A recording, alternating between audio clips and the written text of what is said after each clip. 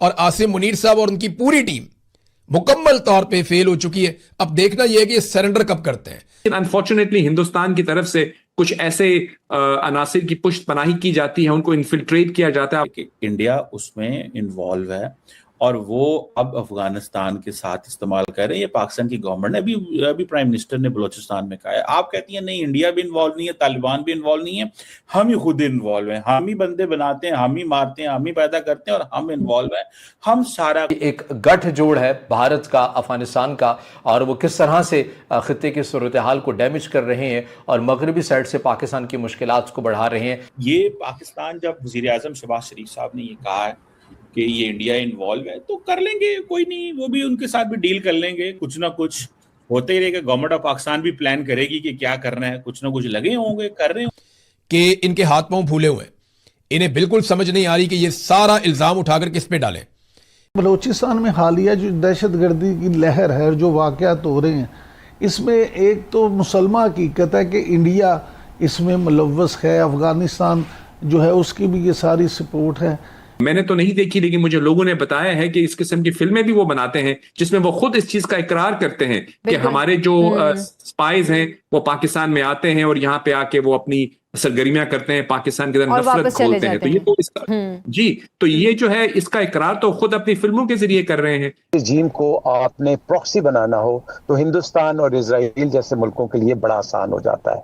तो हमारा अलमिया ये है कि ये जो मगरबी सरहद है वो लोग हमारे जो टीटीपी को स्पॉन्सर करें और उनको इनकरेज करें। हम मासूम से लोग जिन्होंने कुछ नहीं किया दुनिया में, हम एफएटीएफ चले गए और ये लोग जो बार बार हमारे कंट्री में दहशतगर्दी कर रहे हैं, ये जा नहीं रहे। ये बड़े समझदार, बड़े घाघ लोग हैं, इनको भी आइडिया हो गया है कि मुकम्मल फेलियर हो चुका है पाकिस्तान की मिलिट्री एस्टेब्लिशमेंट का मौजूदा रजीम के साथ मिलकर। अब इनके पास कोई ऐसा रास्ता नहीं है और कोई ऐसा बहाना भी नहीं है कि ये उठाकर किसी और के ऊपर डाल दें। नमस्कार दोस्तों, स्वागत है आपका एक बार फिर से न्यूज़ नेटवर्क चैनल पे। दोस्तों, पाकिस्तान अपने ही बनाए जाल में एक बार फिर से फंस चुका है। वहाँ की आम जनता ने सरकार के खिलाफ एक बहुत तगड़ा प्रोटेस्ट कर दिया है। वहाँ की आर्मी लोगों को संभाल नहीं पा रही, यहाँ तक कि वहाँ की मीटिंग पे मीटिंग सारे आसिम मुनीर और भी कई उच्च अधिकारी एक मीटिंग में बैठ के डिस्कस कर रहे हैं कि कैसे हम इस रिवॉल्ट को रोक, लेकिन ये रिवॉल्ट इतना एग्रेसिव होते जा रहा है कि सरकार के काबू से बाहर हो चुका है। दोस्तों, बताया ये जा रहा है कि ये सारी रिवॉल्ट आज से नहीं, आज कई सालों से लगातार शुरू हैं। कहीं हमें रिवॉल्ट देखने को मिलता है बलूचिस्तान की जनता से, कहीं हमें जम्मू एंड कश्मीर के पीओ के साइड से देखने को मिलता है। वहाँ के लोग परेशान हो चुके हैं इस सरकार की तानाशाही में। ये सरकार सिर्फ़ और सिर्फ अपना मुफाद देख रही है और यहाँ के आर्मी चीफ और कई आर्मी अधिकारियों ने पूरा का पूरा देश हड़प लिया है। वो देश को बेचना और वहाँ की लोगों को दरिंदगी में जीने पे मजबूर कर रहे हैं। इन्हीं सभी बातों को मीडिया ने उजागर करा है। वहाँ के पत्रकारों ने कई असीम मुनीर ने एक पूरी अपनी फोर्सेस को, जो भी वहां बटालियंस लगी हुई हैं, जो भी वहां इंटेलिजेंस लगी हुई है, उसको कहा है कि 72 घंटे के अंदर बलूचिस्तान को कंट्रोल करो और वरना पैक करो। यहां से पूरी नई इंटेलिजेंस लाई जाएगी और पूरी नई वहां पर फेडरल पुलिस और रेंजर्स लाई जाएंगे कि तुम लोगों से ये कंट्रोल नहीं हो पा रहा है। अब गोगलों से मट्टी झाड़ने के लिए हुकूमत ने फैसला किया कि कुछ वज़रा को रद्द-बदल कर दिया जाए, यानी एक वजीर के कपड़े उतार के दूसरे को पहना देंगे, दूसरे के उतार के तीसरे को पहना देंगे। मे भी मोहसिन नकवी का दिल कर रहा हो वजीर खारजा बनने का, तो उसका यूनिफॉर्म पहना दिया जाएगा किसी और को और वजीर दाखिला कोई और बन जाएगा और वजीर खारजा के कपड़े उतार के मोहसिन नकवी को पहना दिए जाएंगे। बहुत मुमकिन है। सर, मुझे तो लगता है कि पाकिस्तान की एजेंसी को पता लग गया है कि भारत और अफगानिस्तान मिलके ना सर बलूचिस्तान में और केपीके में गड़बड़ कर रहे हैं। सर, ये जितने भी अटैक हो रहे हैं ना, ये भारत करवा रहा है अफगानिस्तान के साथ मिलकर, और ऐसे में पाकिस्तान के पास यकीनन बहुत से सबूत होंगे। वो लेकर सर इनको चाहिए कि ये एफएटीएफ में भारत का नाम डलवा दें और उसके बाद सर ग्रे तो क्या, मैं कहती हूँ ब्लैक, और ब्लैक से भी आगे कोई और बहुत ही ज्यादा ब्लैक अगर कोई हो ना, उस लिस्ट पे डलवा दे। तो एक्स्ट्रा ब्लैक या कुछ और नाम रखें उसका। सर वहां पे भारत का नाम हमें जो है ना वो ऐड करवा देना चाहिए, और फिर तो ये निकल ही नहीं पाएंगे, क्योंकि सर जाहिर है हम उन्हें बताएंगे कि देखें जी बलूचिस्तान में ये लोग गड़बड़ कर रहे हैं, वहां पे टेररिज्म कर रहे हैं। कि इंडिया खुद इस चीज़ का एतराफ़ कर रहा है कि उनके स्पाई पाकिस्तान में आते हैं, अपनी दहशतगर्दी की कार्रवाइयाँ करते हैं और चले जाते हैं। ये तो एक तरह से सबूत है जो वो खुद दुनिया के सामने पेश कर रहे हैं कि हम ये करते हैं।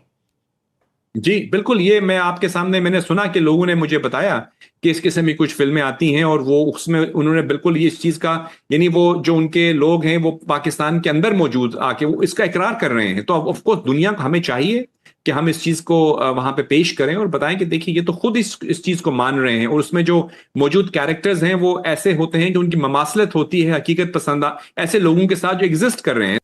कैसे होगी पाकिस्तान की हिफाजत? दहशतगर्द आते हैं, जिस चीज का दिल करता है वो लेकर चले जाते हैं, जिस सड़क पे दिल करता है वो नाके लगा देते हैं, और निमटने का फॉर्मूला हमारा कई दहाइयों से यही है कि एक नई प्रॉक्सी हम बना देते हैं, एक नई ताकत हम खड़ी कर देते हैं, उस ताकत से हम थोड़े बहुत नताइज हासिल करते हैं, अगले दिन वो ताकत हमारे गले पड़ जाती है, क्योंकि इन्हें आइडिया हो गया अगर हालात यही चले ना तो एक दिन ऐसा आएगा कि ये तनख्वाह देने के भी काबिल नहीं रहेंगे। 20-20 अरब रुपए से ज्यादा एक एक दिन में पाकिस्तान ने कर्जा लिया है। इतना कर्जा पाकिस्तान ने तारीख में कभी नहीं लिया जितना कर्जा इन 4 सालों में आसिम मुनीर साहब के दौर में पाकिस्तान ने ले लिया। पाकिस्तान के तमाम आर्मी चीफ मिलकर इतना कर्जा नहीं ले सके जितना कर्जा अकेले आसिम मुनीर साहब ने ले लिया है।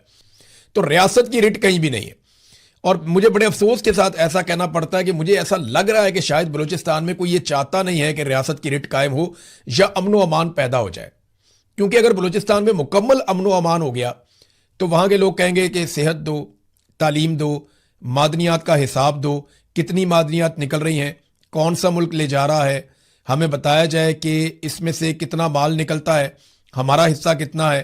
फिर वो सारा कुछ पूछेंगे, वो जवाब मांगेंगे। जब वो जवाब मांगेंगे तो आप जवाब देना नहीं चाहते, लिहाजा उनको उलझा कर रखो कत्लो गारतगिरी में।